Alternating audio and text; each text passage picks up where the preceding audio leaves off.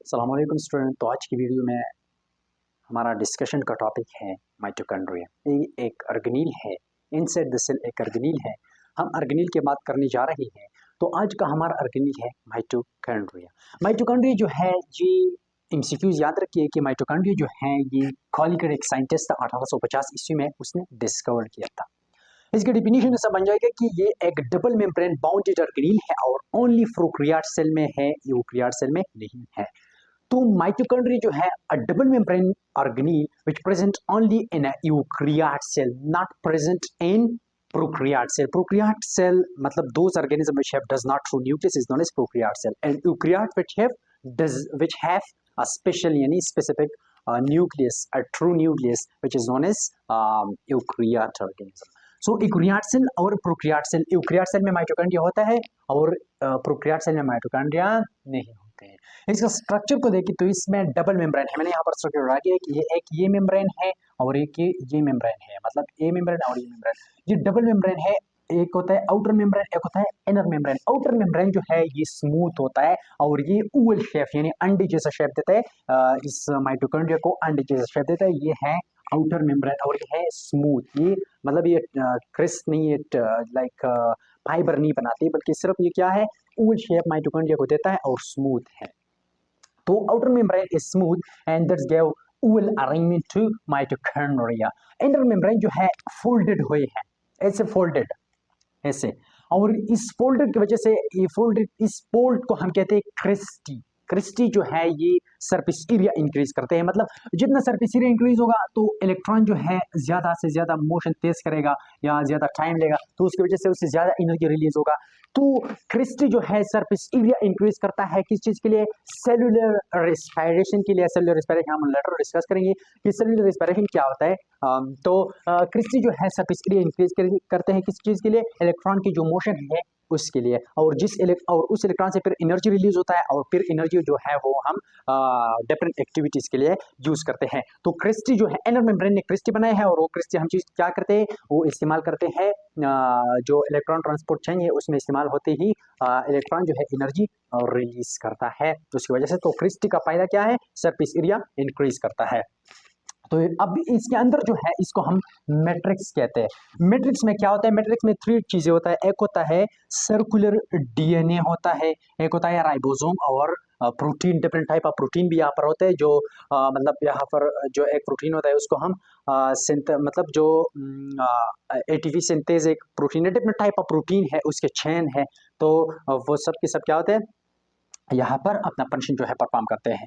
तो circular DNA ये एक ऐसा डीएनए होता है जो सर्कुलर होता है, जैसे कि प्रोकैरियोट सेल में सर्कुलर डीएनए होता है, उसी तरह माइटोकॉन्ड्रिया में भी एक सर्कुलर डीएनए होता है। इसके अलावा यहाँ पर राइबोसोम होता है। राइबोसोम कितना होता है, 70 एस राइबोसोम। मतलब एस क्या शो करता है, एस हमें शो करता है सेडिमेंटेशन रेट। सेडिमेंटेशन रेट से मतलब ये कि जब एक सोल्यूशन है जिसमें हमने हमने इसको छोड़ लिया और फिर कितनी स्पीड पर ये नीचे जाता है, इसको हम सेडिमेंटेशन रेट कहते हैं। तो 70 एस राइबोसोम यहाँ पर प्रेजेंट होता है माइटोकॉन्ड्रिया में। इसके अलावा यहाँ पर डिफरेंट टाइप ऑफ प्रोटीन भी होता है और अपना फंक्शन जो है परफॉर्म करते हैं। माइटोकॉन्ड्रिया जो है सेल्फ रेप्लिकेटिंग ऑर्गेनील होता है। यहाँ पर जो एक थ्योरी है इसको हम कहते हैं एंडोसिम्बायोसिस थ्योरी। ये एक ऐसी थ्योरी है जो हमें डिस्क्राइब करता है कि माइटोकॉन्ड्रिया कहाँ से आया है। माइटोकॉन्ड्रिया जो है ये एक प्रोकैरियोट सेल है। मेनली माइटोकॉन्ड्रिया क्या है, प्रोकैरियोट कैसे सेल है।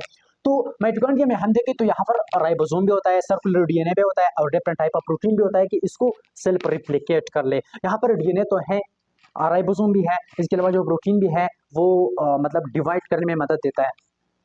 तो माइटोकॉन्ड्रिया यहाँ से मालूम होता है कि ये क्या है, एक सेल्फ रेप्लिकेटिंग ऑर्गेनील है। और ये थ्योरी ऐसा कहता है कि ये एक पहले ये एक प्रोकैरियोट सेल था, उस प्रोकैरियोट सेल से ये आया और सेल के साथ ये बॉन्ड हो गया और सेल को इसने एनर्जी दिया और सेल ने फिर इसको जगह दिया। जब सेल ने जगह दिया तो जब सेल ने इसको जगह दिया तो ये सेल का एक पार्ट बन गया। ऐसा ही ये एंडोसिम्बायोसिस थ्योरी जो है ऐसा ही हमें कहता है कि माइटोकॉन्ड्रिया क्या है, एक सेल्फ रेप्लिकेटिंग ऑर्गेनील है जो पहले जो है ये प्रोक्रियाट सेल था या प्रोक्रियाट ऑर्गेनिज्म था, और फिर ये यूक्रियाट सेल में आकर उसको एनर्जी दिया, और जब उसको एनर्जी दिया तो सेल ने उसे अपना हिस्सा बनाया। ये था हमारा जो माइटोकॉन्ड्रिया का स्ट्रक्चर है। यहाँ पर जो है हाइड्रोजन आयन जो है ज्यादा होता है, ये इनर मेम्ब्रेन स्पेस इसको कहते हैं। इनर मेम्ब्रेन स्पेस में हाइड्रोजन आयन जो है बहुत ज्यादा होते हैं। क्यों ज्यादा होते हैं मैं यहाँ पर बताऊंगा कि क्यों ज्यादा होते हैं और इसका फंक्शन क्या है। इनर मेम्ब्रेन स्पेस में क्या होता है, हाइड्रोजन आयन होता है, बहुत ज्यादा हाइड्रोजन आयन होता है, और इसका भी स्पेसिफिक फंक्शन है, लेटर हम बताएंगे। तो ये है, ये था हमारा जो स्ट्रक्चर ऑफ माइटोकॉन्ड्रिया है। अब आते हैं माइटोकॉन्ड्रिया का फंक्शन जो है, मेनली ये सेलुलर रेस्पिरेशन में, मतलब क्रेब साइकिल जो होता है उस क्रेब साइकिल के दौरान माइटोकॉन्ड्रिया एक अहम किरदार अदा करते हैं।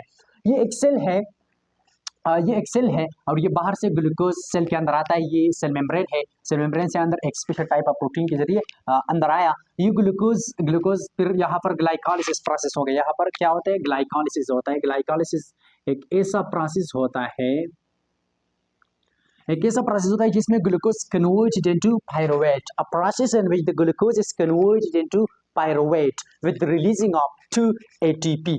जो है ना, फोर जो है टोटल 4 ATP जो है प्रोड्यूस होता है, जिनमें सिर्फ 2 जो है वो यूज होता है, और 2 सेल को देता है डिफरेंट फंक्शन के लिए।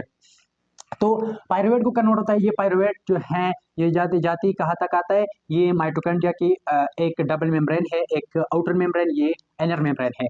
तो माइटोकॉन्ड्रिया में भी अंदर आया। जब ये अंदर आया तो ये पायरुवेट जो है यहाँ पर क्रेब साइकिल प्रोसेस होता है। क्रेब साइकिल क्या होता है, ये एक प्रोसेस होता है, इस पर मैं एक डिटेल का वीडियो बनाऊंगा इंशाल्लाह। तो क्रेब साइकिल जो है ये एक प्रोसेस है जिसमें एनर्जी प्रोडक्शन होता है, और ये पायरुवेट जो है ये फर्दर डिवाइड होते हैं विद हेल्प ऑफ ऑक्सीजन यहाँ पर यूज होता है। तो इसलिए यहाँ पर 38 ATP जो है टोटल प्रोड्यूस होता है, वो एक लंबा प्रोसेस है।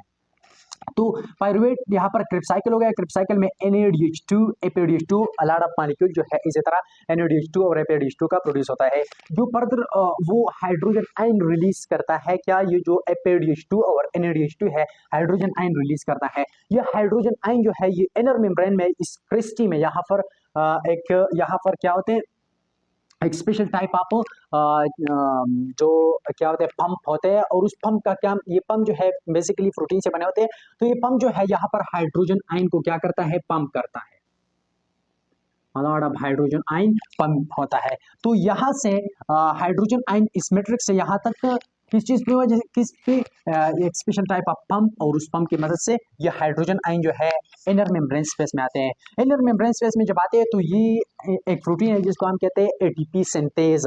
इस ATP सिंथेज की वजह से हेल्प से ये नीचे आता है, और नीचे आती ही ADP प्लस इनऑर्गेनिक फास्फेट को कंबाइन करके ATP बनाता है, एडेनोसिन ट्राइफॉस्फेट, और वो एडेनोसिन ट्राइफॉस्फेट हम डिफरेंट फंक्शन के लिए यूज करते हैं।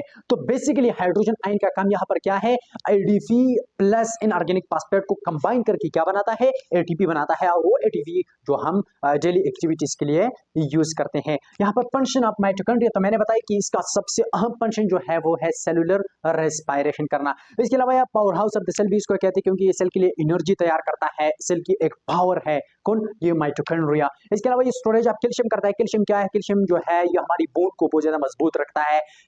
हमारी ब्लड में भी कैल्शियम की जरूरत होते हैं। तो कैल्शियम जो है बेसिकली कौन स्टोर करता है, mitochondria. Detoxification of ammonia, ammonia जो है इसको रिलीज करने के लिए बहुत ज्यादा पानी की जरूरत होती है, और वो पानी हमारी बॉडी में नहीं होते। तो इसलिए अमोनिया की डिटॉक्सिफिकेशन करके ये यूरिक एसिड और यूरिक एसिड में कन्वर्ट करते हैं, और यूरिक एसिड में सिर्फ 5 मिलीलीटर वाटर 1 ग्राम यूरिक एसिड को रिलीज करने के लिए सिर्फ 5 मिलीग्राम वाटर की जरूरत होते हैं। तो इसलिए ये क्या है, डिटॉक्सिफिकेशन ऑफ अमोनिया भी करते हैं, एक अहम रोल है। इसके अलावा ये अपोप्टोसिस में मदद देता है, बहुत ज्यादा फंक्शन है, लेकिन ये एग्जाम के लिए काफी है। तो ये था हमारा आज का टॉपिक, माइटोकॉन्ड्रिया क्या है।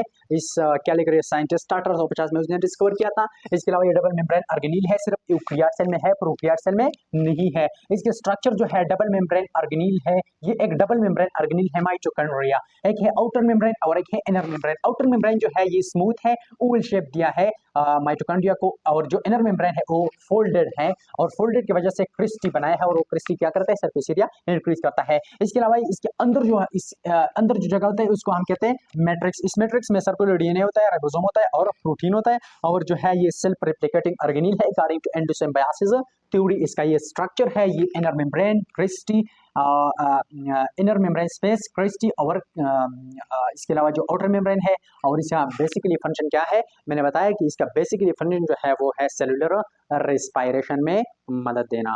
तो आज हमारा एक छोटा सा टॉपिक था mitochondria, and the next video we will discuss about another organelle which present inside the cell। तो मुझे इजाज़त दीजिए नेक्स्ट वीडियो तक। अल्लाह हाफिज़।